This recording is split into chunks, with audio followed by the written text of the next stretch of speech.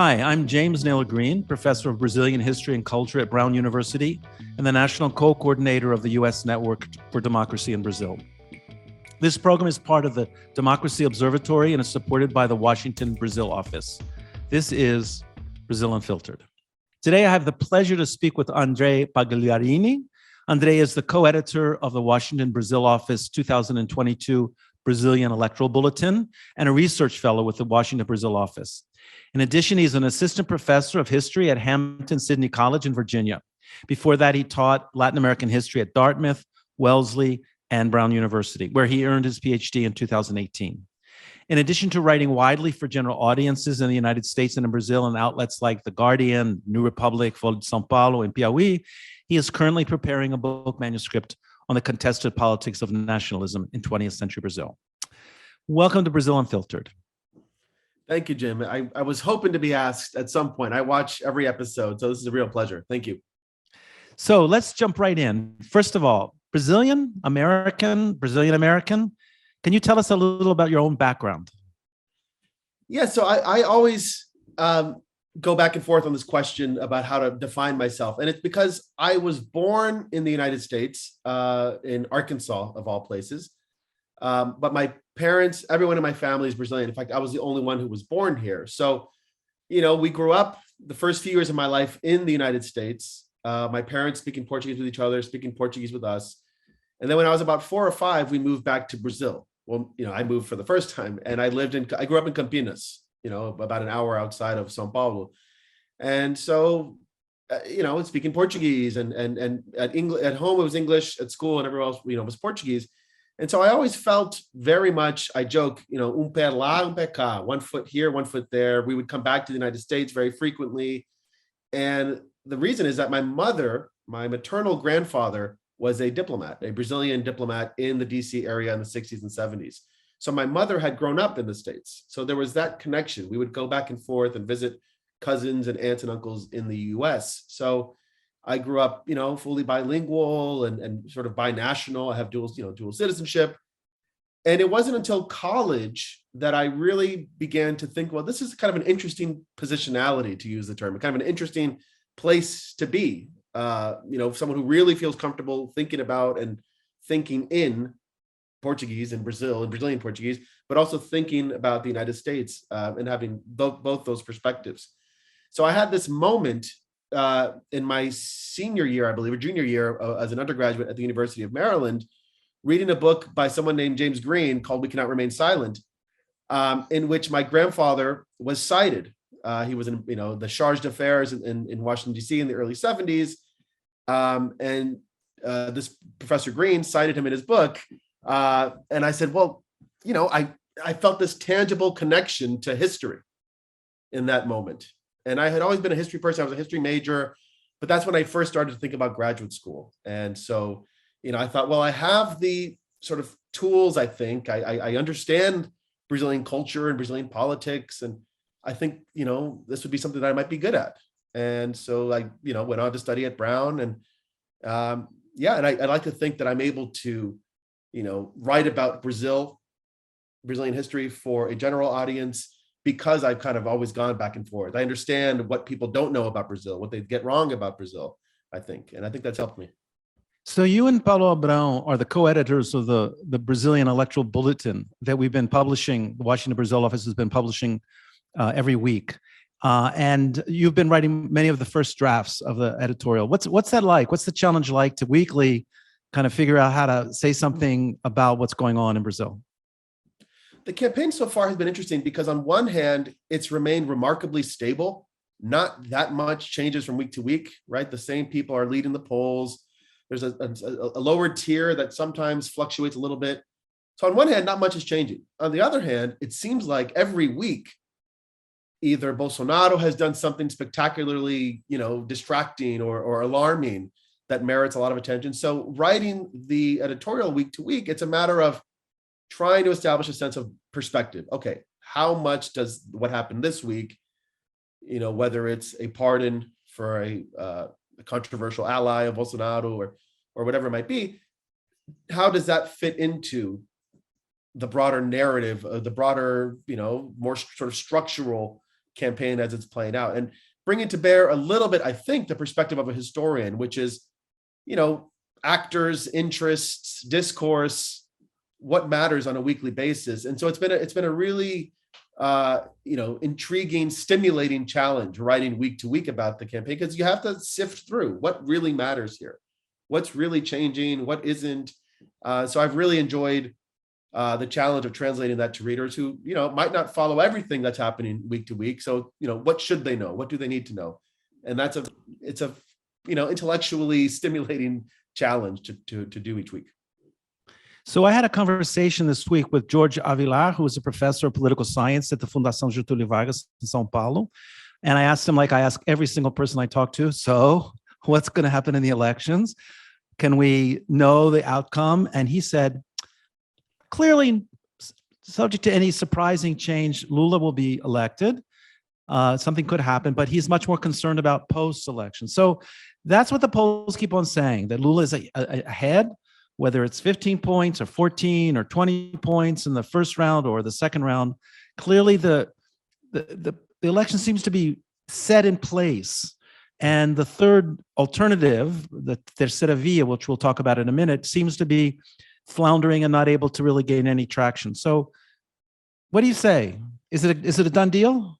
What really concerns me, and I'm usually an optimist, what really concerns me is the return I'm hearing, largely anecdotally, not quite reflected in the polls yet, although maybe we're starting to see it, is a return of the antipetismo, this really strong anti-PT sentiment that really defined national politics from at least 2016 to 2021 maybe. And anecdotally, people I speak with in my own family, people who sort of held their nose and voted for Bolsonaro because they hate Lula and the Workers' Party. A few months ago, January, February, a lot of these people that I speak with about politics regularly said, I might have to hold my nose and vote for Lula. We might just have to do it. Now softening. They're saying, well, if the economy begins to recover a little slightly better than the predictions, maybe, I'm not going to be enthusiastic about it, but we really don't want Lula back. So a softening of the willingness to vote for Lula, to block Bolsonaro.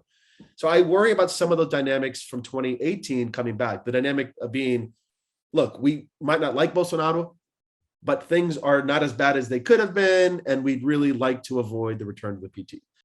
I don't think we can discount that some of those same dynamics might come back. Now, right, Lula is not Haddad in all kinds of ways in which that matters.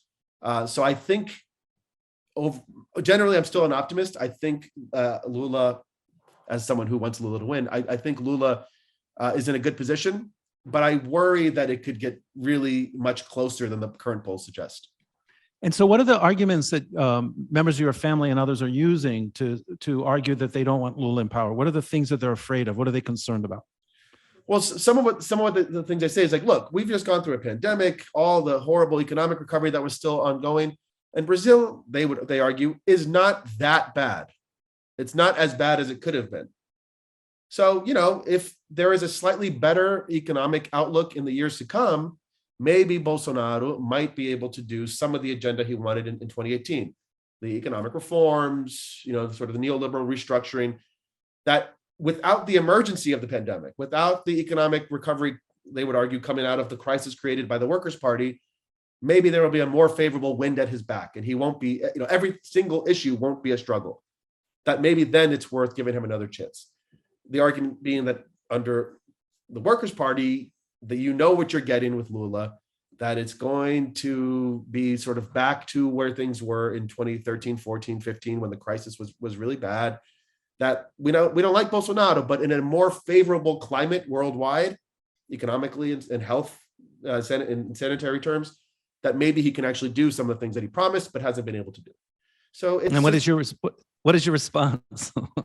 The response has been, well, I guess it's two. One is to look at the way that he's responded to the emergencies that every president in any context faces. Right, everyone has to deal with things that are unpredictable. And those are real tests of a leader's character, of their ability to govern, because it's not just whether you're a good person, a bad person, it's whether you're able to actually use the mechanism of the state to, in the case of the pandemic, to keep people alive, right? To give vaccines and enforce social distancing. I'm not sure, and I'm maybe biased because I follow Brazil the closest, I'm not sure anybody has done a worse job in the world at, trying to mitigate the spread of the virus than Bolsonaro, who actively, we need to remember this, actively encouraged people at the height of the pandemic to go out and circulate, to spread, because, herd immunity would be the only way out of this. I mean, I don't know how many people lost their lives who just didn't need to, if they had stayed home, if they hadn't listened to that. So that's one level. It's just he's absolutely catastrophic leadership during this the pandemic. The other, I think, is just the broader argument about what kind of Brazil we want, or Brazilians should want to be, how they should want to be seen on the world stage. What kind of Brazil, do they want their children, both in Brazil, people who live abroad, to think about? And this I find is an argument that really resonates with family and friends who held their nose for Bolsonaro last time. Not the hardcore, because the hardcore Bolsonaro is a whole different, kind of animal. But for those who held their nose, it's to look at how Bolsonaro has really damaged Brazil's international standing. I mean, you talk about Brazil right now in the United States, and I have friends in France and elsewhere. The reaction you get when you say you're Brazilian is either pity, oh, I'm so sorry, that's terrible, or it's, sort of indignation. How do you guys, vote for this? How is it? Whereas, whether one liked Lula in the Workers' Party or not, the story about Brazil was very different 20 years ago, 15 years ago. And so I think that really resonates, that he's really done a tremendous amount of damage to Brazil's international standing. And that, that's worth considering, I think, when people go to vote. So let me ask another question connected to hardcore supporters of Bolsonaro that you may be in contact with on a regular basis. And can you explain a little bit more, without citing names of individuals, of course, what is the logic behind that hardcore faith in Bolsonaro as the great leader of the country, which it's very hard for, I think, people who are liberal or progressive to kind of understand. It's kind of another world. And you, I know, have been engaged in endless battles and debates with certain people in that camp in order to kind of try to convince them, unsuccessfully perhaps. But what's going on there? Part of the argument, and I have relatives on either side of the family, some of whom I would argue are very sort of don't have a whole lot of formal schooling, who are, sort of making more sort of day-to-day arguments, and some who are very intellectually and politically sharp, I think. And one similar thread that I think connects these hardcore Bolsonaro people is this. Look, they'll say, Brazilians on average are very kind of simple people. They, they don't want to have to worry about politics too much, right? They want to be able to afford nice things to feed their families and so on. And so someone like Bolsonaro is able to speak in a way that these people can understand and make political appeals in ways that move them, that might actually shape, their behavior. It might actually, they might actually want to support. And so he is useful, and I don't mean that in a pejorative sense, but he's useful for people who have a certain kind of conservative agenda, who generally think that Brazil should be taking steps, for example, to make its economy more competitive by, reducing labor protections, by reducing the power of the minimum wage, that there's this whole other agenda that someone like him can really help be the face of. It can convince people, from their perspective, that it's in their interest to support an agenda like this. Of course, it's a very mirror opposite argument about Lula's political effectiveness, that Lula is able to speak to people in terms that they viscerally understand about exclusion, inequality, and why the economy needs, the government needs to have a robust role in the economy to ensure fairness and redistribution of income. Bolsonaro, I think, in a way, is sort of the exact opposite of that. He's a simple guy, simple language. People can kind of connect with him, and in doing so, attach an agenda that they might not otherwise be inclined to support. So, but let's look at those well-educated people who have, multiple languages and sophistication, have traveled widely, had international opportunities. What are they making as their argument? Well, I think we can't discount with some of these people a really committed ideological vision of the world, incarnated, most specifically by the late Olavo de Carvalho, someone who really understood not just Brazilian politics, but the stakes of world politics.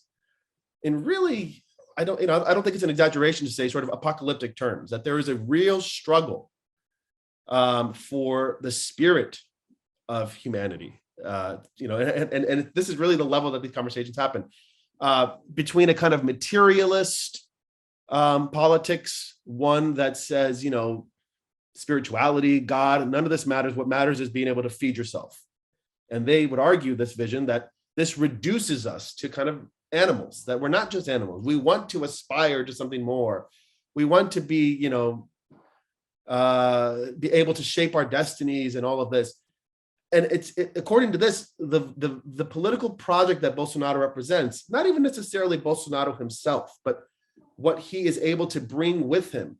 And if you look at, especially in the early years, the key positions in his government were, figures of the so-called ala ideológica, the ideological wing of Bolsonarismo, in education, in Damaris Alves as the minister. I can't remember what she's the Ministry of Human Rights.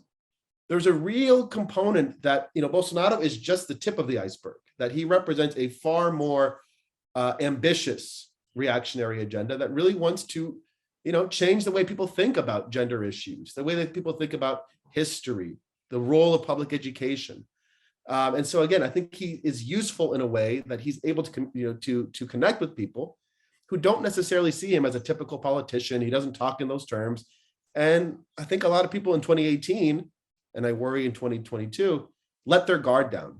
Well, he's just a regular guy. He's done, he doesn't care that much about these issues that I hear about, but I'm not particularly interested in: gay rights, human rights. And they let their guard down. And really what these more ideologically committed people recognize is that this allows them, this gives them an entry point for a much more ambitious, ideologically, fiery agenda that they, I think, would not be able to sell if that was their sort of main discourse. And it's not. It's subsumed to this more electoral appeals that Bolsonaro has been quite effective at making. So I think consistently the polls have shown that there's a gender gap in terms of support for Bolsonaro and Lula, that women tend to support Lula more and men tend to support Bolsonaro more. Some call it the toxic masculinity that is so appealing in Bolsonaro to his supporters. Can you talk a little bit about that? How do you understand the gender dynamic of this election? There's been a lot of really interesting work by, non-historians, so anthropologists, sociologists, arguing that one of the things that's distinctive about Bolsonaro as a political phenomenon in Brazil is that in the past, generally speaking, right-wing conservative politicians appeal to the well-educated, appeal to people with business ties and so on. One of the things that Bolsonaro has been able to do is to speak to the frustrations of lower middle class people with aspirations to ascend socially, primarily men. So I talk about in pieces that I've written, the beat cop, right? The police, the guarda da esquina, the guy who's just, look, man, it's not a great. I'm a police officer. It's not a great job. I don't make a lot of money. I get shot at. It's not great. I'm not living large. Or it's the guy who's selling hot dogs in the public, na praça, in the public square. People who don't have a lot of resources, but think, I work hard. I would like to have some, avenues for success. And it's not, generally speaking, women. It's not the caretakers in places where the gender division of labor still remains. It's people, men, young men who say, I'm out there working, I'm hustling, either for my family, for myself. But damn it, there are too many obstacles, whether it's the state, whether it's, and then here's where the frustrations get directionalized in dangerous ways, right? Whether it's, it's gay people who are telling me what I can and can't say, whether it's, Afro-Brazilian activists saying I can't make certain jokes, whatever the case may be, there's a whole mass of people in Brazil, young men especially, who are really hit economically by the recession and lack of structural avenues to higher incomes, who see in Bolsonaro someone who, I think breaks through some of that. And I would argue that materially, he's not really offering them much to improve their lives, but he's offering them things like, hey, you want to be able to carry a gun when you're on your delivery route? If you're a food delivery person, fine, you can do that. Or, it's these sort of performative things that I think really speak to the frustrations of young men who are not doing as well as they want to be doing. And it's a whole different kind of frustration that he's speaking to than I think many working class or middle class women feel. Because again, in the sort of gendered logic of traditional conservative politics, it's the mother, it's the housekeeper who is trying to figure out, well, wait a minute, I can't afford to feed a family of 5 anymore like I used to, or I can't afford to buy diapers and whatever it is, formula for an infant. They, generally speaking, are not swayed by these symbolic gestures that I think Bolsonaro exceeds at. He's very good at, the screw you gesture, or I'm going to go ride a motorcycle, I'm going to go shoot a gun. So, not to be too simplistic about it, but I think that is a major political language that he's really mastered. So let's look at the so-called third way, the terceira via, and the candidates. What's been surprising to me as I continue to converse with Uber drivers in São Paulo is the fact that no one, literally no one is going to support the Doria, and they all laugh about him and they dislike him. He has zero support. And of course, the polls are showing it at 1 or 2%. Why is it that Doria is so hated in São Paulo? He was the mayor for two years, although he promised a 4-year term and then kind of reneged on that. And then he's been the governor for 4 years. He carried out a very strict policy on COVID-19. And some argue that because of that, the pandemic was much reduced in terms of its effect. And also we really pushed hard to get vaccines. So why is it that everyone hates Doria?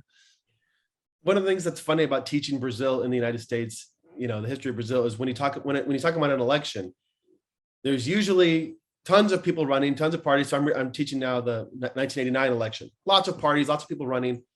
But you tell the students, but you don't really need to know about these people. The ones who really matter are maybe 2 or 3 or 4 of them. And I think, in the future, people will look back on this and say, Doria, you don't really need to know who that was. But you're right. I mean, he does have a lot of ingredients for a plausible presidential run. Governor of the wealthiest state. He, did a pretty good job managing the pandemic. My instinct, my gut, and again, this gets into the first thing we talked about writing week to week the newsletter about sort of what matters and what doesn't matter. One of the things I think matters in this contest, and it matters for Sergio Moro, who I'll talk about in a second too. I think the average Brazilian voter, one of the things that they do not tolerate is the appearance of opportunism. And I think one of the things about Doria, it helped him early in his political career, is the smell for what's politically salient at any given point. So he really benefited in his mayoral run against Fernando Haddad in 2014, which is a very bad year for the Workers' Party. I mean, very bad year. Doria wins the mayor's race in Sao Paulo in the first round, which I don't think had ever happened. In 2018, 2016, when he runs for governor, 2018, because it coincided with the presidential year. He senses that the real energy in the state of Sao Paulo is with Bolsonaro. So infamously, he dubs himself Bolso Doria, that if you support Bolsonaro, you should support Doria. After Bolsonaro comes to power, things don't go well. They split, and Doria, now is a very, very acid critic of Bolsonaro. I think to the average voter, though, they look at this guy and say, well, wait a minute. I remember voting for Doria because he was Bolso Doria. Now he broke with him, and now he's running for president. I don't know. This strikes me as someone who is willing to say or do just about anything to advance his or her own career. Now that Doria is governor, they might reason, now he doesn't need Bolsonaro anymore. So now, of course, he's going to challenge him. Claro, of course, that's how it works. And I think something similar happened with Sergio Moro, the former judge of Lava Jato, who joined the Bolsonaro administration as Minister of Justice, later broke with him, and this year attempted a presidential run that seems to have crashed and burned. It didn't really go anywhere. And I think people who, aside from the hardcore Bolsonaro supporters who consider people like Moro and Doria traitors, the average voter will look at that and say, well, wait a minute, when you needed this person, you were with them. But now that you don't need them anymore, you're breaking with them. That smacks of opportunism. So I think one of the same things that's really hurt Sergio Moro and João Doria is the appearance that they were with Bolsonaro when it was politically convenient for them, but then when they wanted the top job, they break with them. Whether that's, I think there's more to it in either case for both of those guys about why they broke with Bolsonaro when they did and so on. But I think the average person who doesn't really follow politics too much, who knows these names of these politicians, these movements smack of opportunism, and I don't think Brazilians have a history of, looking upon that kind of opportunism kindly. So let's look at the third person in that category to a certain extent, Eduardo Leite, the governor of Rio Grande do Sul, who ran in a primary against Doria and lost, I think, 45 to 55, and then started shopping around for other political parties to possibly be a candidate and challenging Doria's legitimacy in the primary race. And now he's declared he's not going to run as long as Doria doesn't give him the consent to run. So how are people looking at him? Eduardo Leite also important because in the very early parts of the presidential race, he revealed what many people knew already, that he's gay and that he has a partner. How do you understand Eduardo Leite? So he's a particularly interesting figure, by which I mean, when thinking about writing the history as it's happening of this campaign, I sometimes go back and forth about whether he's worth talking about. Not that he's not an interesting figure, he is, but as a contender in the race, because as you said, he's been in, then he's been out, and then he's been on the periphery trying to work his way into the middle of the dispute. I think the thing about with Leite is a slightly different one. It's not so much opportunism, and this is my own sort of reading. I think he's reaching a point where the thing that they know about him is that he's kind of desperate to be on the main stage, as it were, to be a presidential contender. And I don't think that is looked upon particularly favorably as well, right? That, maybe he had a moment during the primary within the PSDB, but, he had his shot, it didn't work out. And now he just looks kind of desperate, that he's trying to find a way to have his party make him the nominee.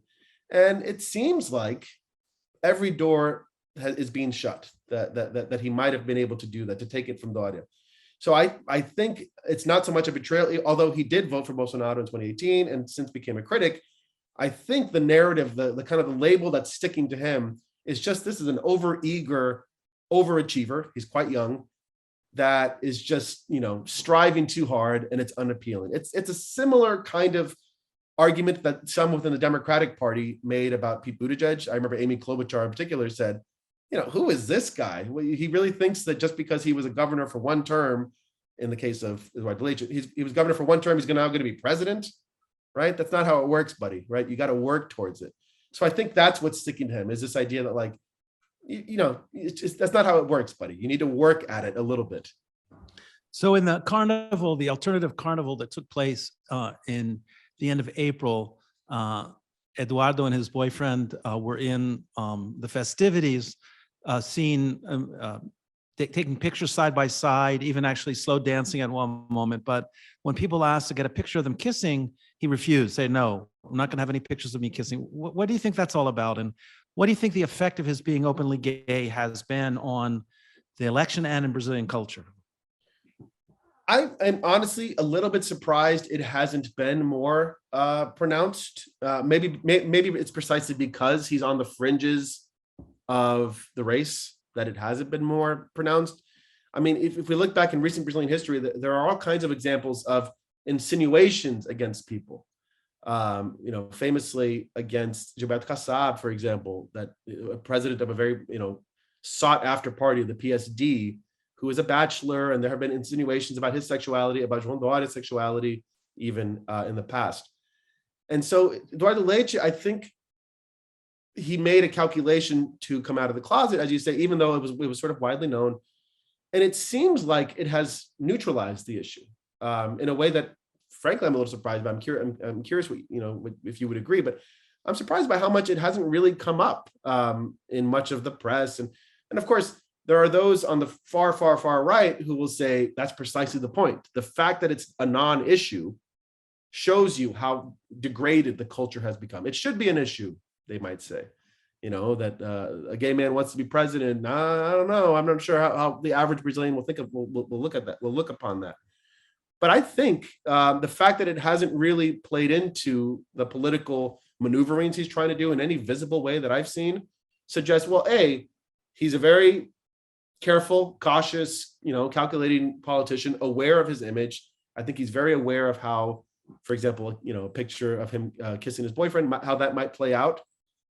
But I also think it's a sort of testament to the fact that it's not the kind of issue that it might have once been. Although, as I'm speaking, a third point occurs to me. The fact that Eduardo Leite represents a center-right political vision, a political agenda. The PSDB is, at the very least, a center-right party. It's a very different kind of gay man publicly than someone like Jean Willis, or who was a former PSOL congressman, left-wing congressman, who really put gay rights agenda, human rights agenda at the center of his political activity in a way that Eduardo Leite has not. So Eduardo Leite, maybe just to conclude on this point, he is taking it, I think, with some rightness or some correct, I think it's right that he gets some credit for doing what he did, but at the same time, completely downplaying the salience that this is still a struggle for a whole lot of people who are not white, handsome, men. It's still not easy to come out for many people. No, it's very striking to me also. I think that his public performance of being kind of bearded and masculine, having a boyfriend who is a doctor, is also bearded and masculine looking, kind of blunts some of that. Whereas at the same time, Bolsonaro and his camp have been just violently horrible against what they call gender ideology, that is the rights of transgendered people, effeminate gay men, to have a space in Brazilian society. So it's a very curious phenomenon. It will be interesting to follow it as it goes along. I was thinking about this just this morning too, which is, not to get too sidetracked, but in 2024, if there is a contested Democratic primary in this country, I think Pete Buttigieg will face a very similar kind of tightrope if he runs for president, which is, there are all kinds of bills right now in the United States that remind me of stuff that Brazil was doing, or was talking about 2 or 3 years ago, about public education, gender studies and sexuality. I mean, in 2018, the stuff that I would get into, it just baffled me, was the argument that literally, people argued this, that the Workers' Party was teaching 3-year-olds about sodomy. I mean, just kind of these absurd ideas. And we see something similar happening in the public discourse in the state of Florida here. So, this is an issue in Brazil, which is, openly gay politicians who I think, if they're at the center of the political dispute, are going to be asked to answer for things that, Eduardo Leite has not made a part of his political identity. I don't think Pete Buttigieg has either. But, these issues aren't going away about how conservatives, far-right conservatives, reactionaries see gay people. If anything, you might argue that we're backsliding in this country, in the United States. Yeah. So let's look at the last person. I don't want to spend too much time with the third way, because I think I agree with you. It's going to be a footnote in this election.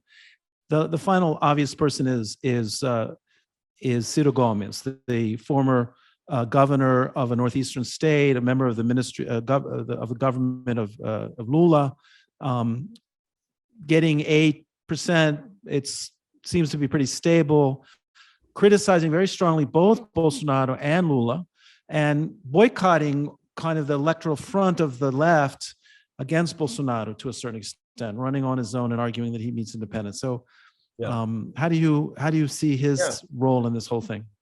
So here's yet another figure that I always wonder how much to talk about him in when writing the weekly newsletter. Look, I think from the point of view of policy, I think Ciro has an interesting role, because he insists that he's the only candidate who has really thought through a whole policy agenda, and he's got a book that he's always pushing. And as a generally progressive, person, I think it's pretty good. It's not, it's something that I think if that agenda were implemented, it would be for the good. And I also understand his frustrations with the Workers' Party. I mean, I in the last election, I went back and looked at coverage of the Mensalão scandal, which was around 2004, if I remember correctly, no, 5 or 6, when the first Lula administration was ensnared in this corruption scandal. And it looked like Lula might be impeached or that he would lose in his race for re-election. One of the few people from the original ministry that stayed, that said he was with Lula, and that the coverage had, as someone Lula was conferring with daily, was Sido. And so I think from his point of view, and this is where personalities matter. It's about, elections are about ideas, of course, but it's about personalities. I think he feels hurt that when he thought it was his turn to earn the Workers' Party support, that he had been there. He defended Dilma against the crazy impeachment, which was absurd, that he never got the same kind of deference. So I understand his frustration at a personal level. All of that said, at some point, it can't be about your personal, hurt feelings, because, Ciro, he's in the polls, he's about between 7 and 10%. On a good day, maybe 10%, but 6, 7, 8, 9. That can matter in a second round about where those people go. And if he really poisons the well with Lula and Bolsonaro, you worry about the rate of abstentions, you worry about people who, just decide not to. And I do think it's going to be an election that really comes down to every vote matters for Bolsonaro or for Lula. It's not going to be a vote, I think, with very high abstention or blank votes. I don't think it's going to be a very high abstention rate, because I think both candidates will argue that this is an election of existential stakes, that Lula and Bolsonaro are so different, which is not to say they're both equally distant from the center, because they're not, but they're both very different, that the outcome really, really matters. And so I don't think we'll see a lot of abstentions. All of it's to bring back to Ciro. If Ciro continues with this argument that both are bad, a pox on both their houses, Lula and Bolsonaro, I worry that his supporters, let's say at the very high end, 10%, might not support either. And I think Lula really needs those people in a second round. So we've not really talked much about Lula in this story today. He recently made what I considered a very progressive statement about abortion. He pointed out that there were too many military appointees in the government.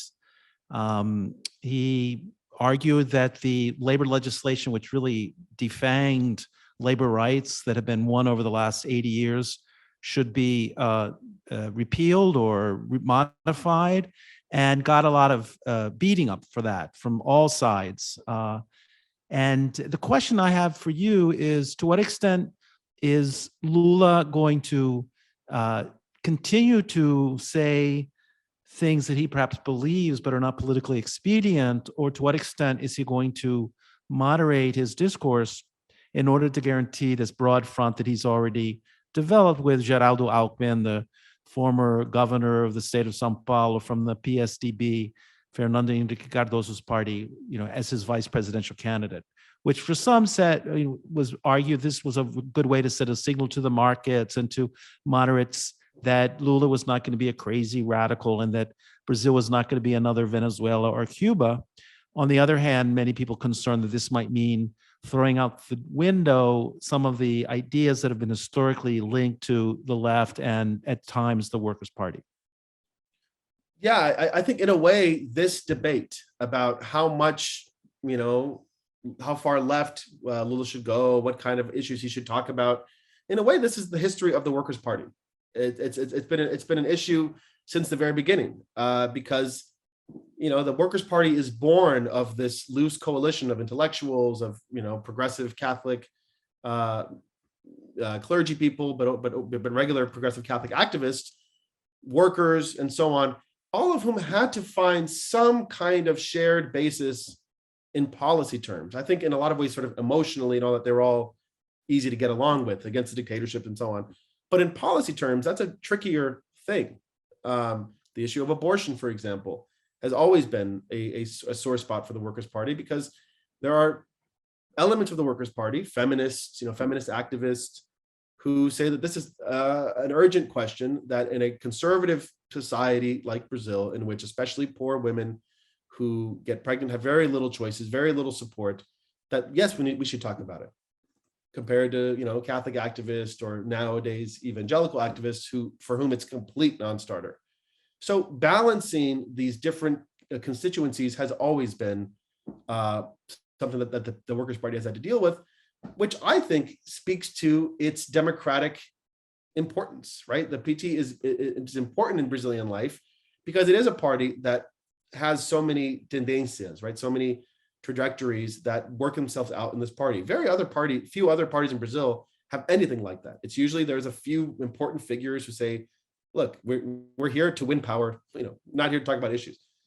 So in a way, I think what we're seeing play out with Lula and the Workers' Party is a continuation of this, longer struggle. What's different, I would argue, is that Lula seems to be in a position that he says, you know what, I'm at a certain age, I have a certain stature in Brazilian history and politics. He said this several times, where he says, look, no false modesty. I know how important I am. I know I matter, right? And so I think he is exhibiting a willingness to stand on principle on certain key issues. One of the key critics, I'm reviewing a book about the Dilma administration. One of the key points that it makes is how many feminist activists were disappointed in the fact that she did not push stronger as president. During the campaign, it was very difficult, but for expanding abortion rights. And so I think part of what Lula is doing is to show within the Workers' Party that he's willing to stand on principle, or another way of reading that, to pick fights, to say that we're not going to give up on these issues like we have in the past. It's a kind of mea culpa, perhaps, for the progressive base of the party. There are so many people these days who call for an autocrítica, a self-critique of the Workers' Party, outside the party, that the party needs to apologize for the corruption scandals and so on. One way I think of reading what Lula is doing by taking these positions is a kind of mea culpa to the progressive base of the party to say, look, I know we've moved very far to the middle in the past, going back to Lula's first victory, in which the vice president was a businessman. It was not a left-wing person at all, a progressive person at all. So I think what Lula's trying to say is, I get it. We should try to bring back some of that early energy that is all about principle. It's all about, why are we doing this? What's the point of running and trying to be president again if you're Lula, if you're not going to try to change these things? And so I think, Lula, I believe, sees the 2022 election as one about, visions of society. It's not just about defeating Bolsonaro. It's about defeating the conditions of Bolsonarismo, that is, of social precarity, of frustration, all the stuff I mentioned earlier. There are others within the party, I think, who are pushing him to say, no. This is about defeating Bolsonaro. That's it. We just need to beat him. Again, to make the comparison with the United States, a similar dynamic, I think, played out in the primary between Bernie Sanders and Joe Biden. Bernie Sanders said, look, it's not just about Trump, it's about defeating the conditions of Trumpism, of the Rust Belt, and all these frustrations that had built up for many years. Whereas Joe Biden, in the argument that won, I think, was, no, beat Trump. I can work with Republicans, things will go back to normal, to some semblance of normal. And so I think what we're seeing within the Workers' Party is a little bit a similar struggle.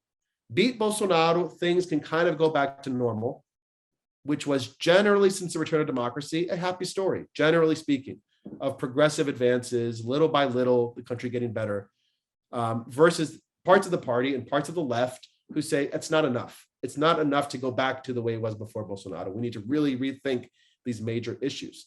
And I think that's a storyline that we should be watching. I certainly am, as the campaign goes on, is which one of these visions for the campaign wins out. Is it about the vision for the country going forward for the next 10, 20, 30 years that requires us to think about not only abortion, gender relations, but, mass incarceration, which I bet you, if I had to bet, will be a mea culpa that the Workers' Party makes in the next few months too, because the incarcerated population of Brazil soars under the Workers' Party. Um, so whether it's that kind of autocritica from a progressive perspective, or whether it's, look, we need to make nice with conservative evangelical pastors, to make nice with these centrist parties that are just there for power in order to defeat Bolsonaro, and then things can go back to sort of the way they were. These are very different arguments about what's at stake in the election and about how you win the election. And I think we're seeing some tension this week and last week in the Lula camp, Lula's campaign about that. So if we look at the analogy of the United States, things have not gone back to normal with the defeat of Donald Trump. In fact, the Republican Party has become more intransigent, more healed in order to resist all the progressive elements that were being brought forward with the campaign, with a little help on some of the more conservative Democrats who kind of blocked some of Biden. So perhaps that's the same. So one final question. Then I want to ask you about your own work, your own book. What do you think are the dangers of Bolsonaro not accepting the results of the election if he does in fact lose? I think the chances that he doesn't accept it are incredibly high. The question, right, then becomes, so what? So what happens?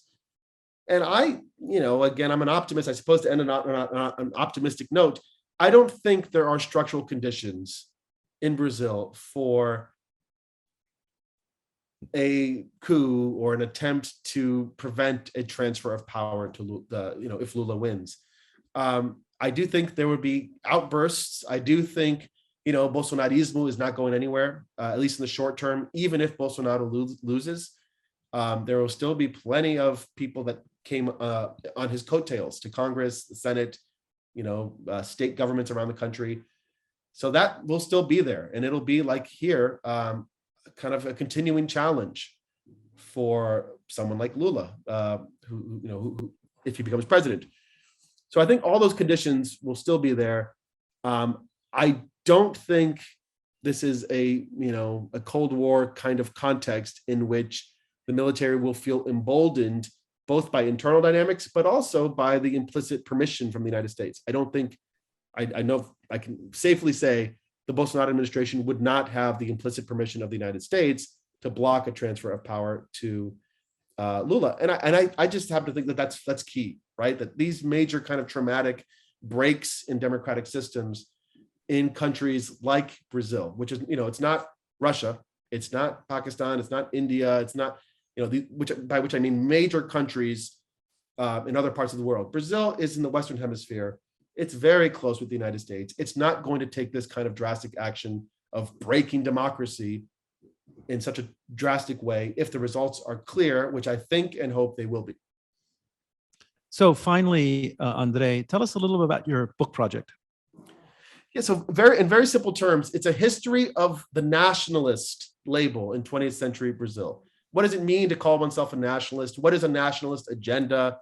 And the reason I argue that matters is that what political party, political figures, political movements that can call themselves nationalists, that can seize that label, there's a kind of legitimacy, a mandate that flows from that. So the first part of the book is about the 1920s to the 1960s, in which I argue that progressive actors, generally the Communist Party, the PTB, the Labor Party, peasants, and others, disagree fundamentally, right? The communists say, no, nationalism is a bourgeois delusion. We're internationalists. Whereas the Labor Party, the PTB, achieves a great deal of electoral success by being explicitly nationalist, by saying, no, we are the ones who are going to nationalize oil, for example. And by the early 60s, 64, you see many communists, not all, but many saying, okay, fine. Look, if we want to be successful electorally, politically, this is a language we have to speak. It's an incredibly salient language. Second half of the book is about the period of military rule, when you have both the technocrats, the economists and so on, and the generals saying, no, those guys are not the nationalists. They're populists, they're demagogues. We are the nationalists because we are the ones who are going to develop this country. We are the ones who are going to make this country live up to its potential. And so in looking at this label and its fate over the course of the 20th century, we look at the way different political groups and different movements try to justify their own visions, their own agendas. What works, what kind of language works in one moment and another. And it's really just to conclude, not just about nationalism, right? The debates and the fights over that term, claiming that term, are really about visions of development, citizenship, democracy. So that label, that little nationalism, nationalist, is really about so much more. And so I'm tracing that word through these different moments of the last century, and it always comes up. It's always there. Yeah. Does the book have a title? Yeah, so the tentative title is Claiming the Nation, the Politics of Nationalism in 20th Century Brazil. And, and I argued, just to bring it back to the election, that, we still live with this absolutely in Brazil today about whether Lula is the nationalist or whether he's going to represent the Venezuelization or the Cubanization of Brazil. This is very much something that's still a live issue. So I hope people will be interested and will read it, because it tells us a lot about Brazil's history, and hopefully, like the best works of history, a little bit about the present. We'll be looking forward to reading your book when it comes out. I want to thank you so much for being with us today, Andre. Thank you so much. And this was a real pleasure. I'm glad we got to have this opportunity. Thank you so much. I hope you enjoyed the interview. Brazil Unfiltered is part of the Democracy Observatory and supported by the Washington Brazil office. If you missed our live broadcasts of Dialogues for Democracy, you can find the video of the event on this channel. If you're watching on YouTube, don't forget to like the video. And if you have not yet subscribed, please do so. If you're listening on Apple Podcasts, please leave us a 5-star review to help other people find the program. Until next time, até a próxima.